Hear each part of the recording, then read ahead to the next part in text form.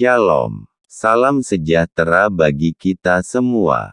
Selamat berjumpa kembali di YouTube Renungan Harian.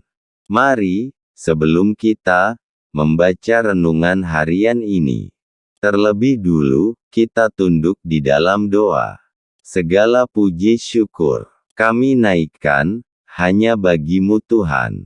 Terima kasih atas penyertaan dan perlindungan, serta atas semua berkat-berkat yang telah Engkau curahkan atas kami. Perlindungan-Mu sungguh nyata kami rasakan. Penyertaan-Mu yang sempurna, nyata dalam hidup setiap kami anak-anak-Mu. Saat ini ya Bapa, kami akan mendengarkan renungan hari ini. Buka hati kami agar kami dapat memahami isi yang terkandung dalam renungan harian saat ini.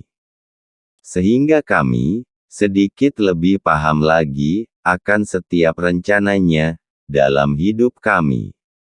Pakai kami Bapa, agar kami menjadi alat-Mu yang berkenan bagi-Mu. Terima kasih ya Bapa, haleluya. Amin.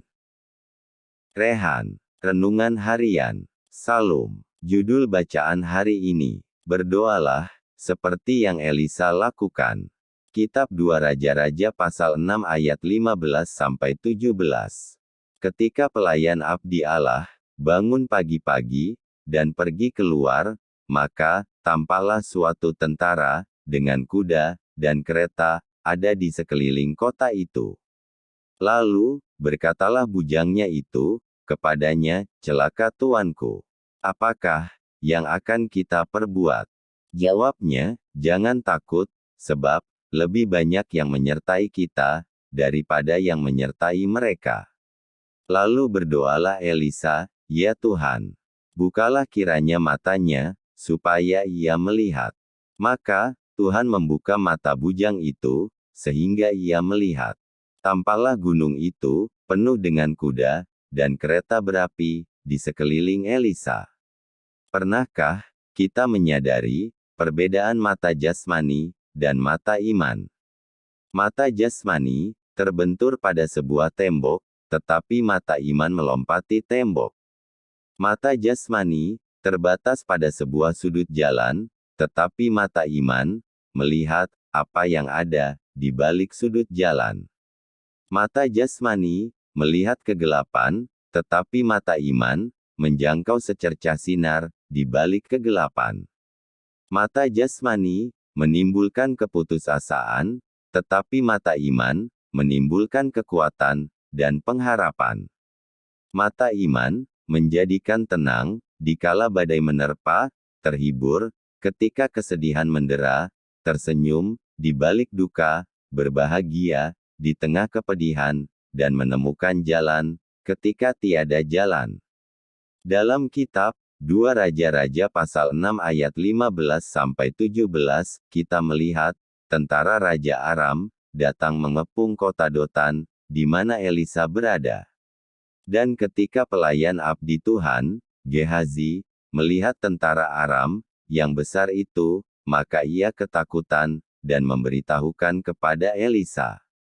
Namun, Elisa hanya berkata, jangan takut, sebab lebih banyak yang menyertai kita daripada yang menyertai mereka. Gehazi, dengan mata jasmaninya, melihat tentara Aram yang besar, sehingga membuat dia gemetar, ketakutan. Sedangkan Nabi Elisa, dengan mata iman, melihat tentara Tuhan yang jauh lebih besar. Gehazi hanya mampu melihat situasi yang dihadapi dengan mata jasmani. Oleh sebab itulah, Nabi Elisa berdoa, ya Tuhan, bukalah kiranya matanya, supaya ia melihat. Maka Gehazi mulai memiliki mata yang melihat.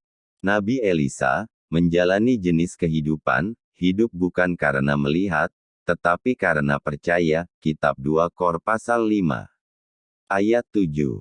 Sedangkan Gehazi menjalani kehidupan yang memiliki mata, namun tidak melihat. Kitab Markus pasal 8 ayat 18.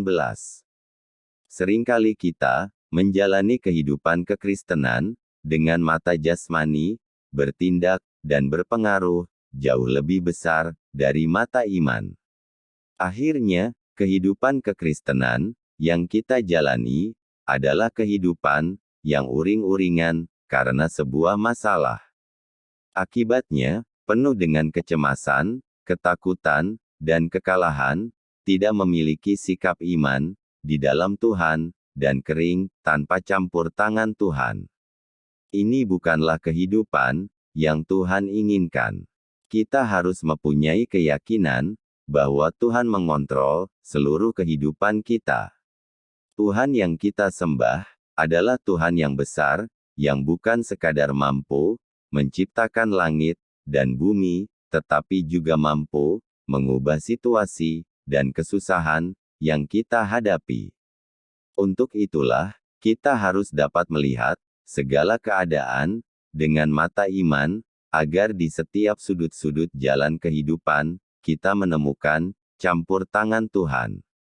Jika kita hanya hidup dengan mata jasmani, maka kecillah kekuatan kita. Tetapi, ketika kita hidup dengan mata iman, maka kita lebih dari seorang pemenang.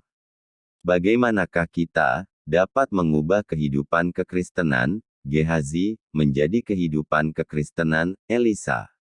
Dengan mengubah mata yang tidak melihat menjadi mata yang melihat melalui doa. Karena doa adalah batu penjuru kehidupan kekristenan yang sejati. Berdoalah seperti yang Elisa lakukan. Tuhan Yesus memberkati kita. Mari kita berdoa. Tuhan Yesus, kami rindu senantiasa menikmati campur tangan-Mu dalam hidupku. Bukalah mata iman kami untuk melihat dan merasakan kuasa serta keajaiban-Mu. Terima kasih ya Tuhan,